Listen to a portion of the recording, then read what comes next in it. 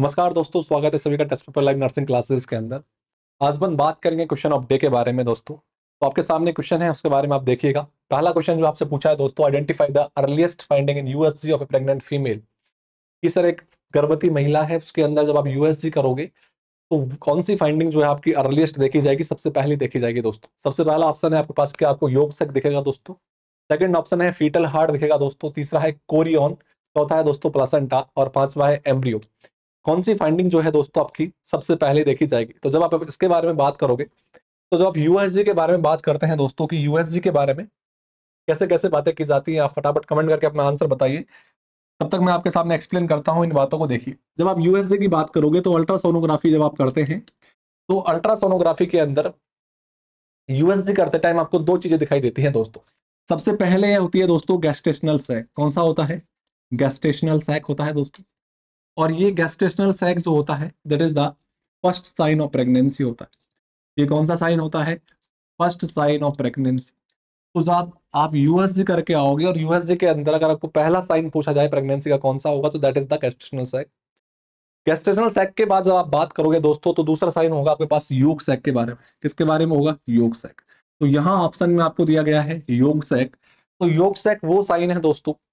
Yolk sac जो है एक ऐसा साइन है जब बच्चा जो है आपके पास फॉर्म होना स्टार्ट होता है। गेस्टेशनल सैक में कैविटी बनना स्टार्ट होती है। तो यहां जब आप आंसर देखोगे दोस्तों, एम्ब्रियो के अगर अपन बात करें, तो एम्ब्रियो जो है वो बोला जाता है 2 वीक के बाद का। कितने वीक के बाद का? 2 वीक के बाद का। आप बोल सकते हो फर्टिलाइजेशन होने के 2 वीक के बाद को क्या बोला जाएगा? एम्ब्रियो बोला जाएगा। 8 वीक तक प्लेसेंटा लेट फॉर्म होता है दोस्तों। कोरियन जो जम लेयर है आपके पास, वो भी लेट फॉर्म होंगी। जो आपके पास फ्लूइड की जो लेयर है वो लेट फॉर्म होगी। फीटल हार्ट जो है आपके पास, इसकी एक्टिविटी को अगर आप रिकॉर्ड करोगे तो उसकी एक्टिविटी भी लेट रिकॉर्ड होती है। लगभग आपके पास 8 to 10 वीक पे रिकॉर्ड होगी दोस्तों। तो ये भी आपके पास ऑप्शन में नहीं रहेगा।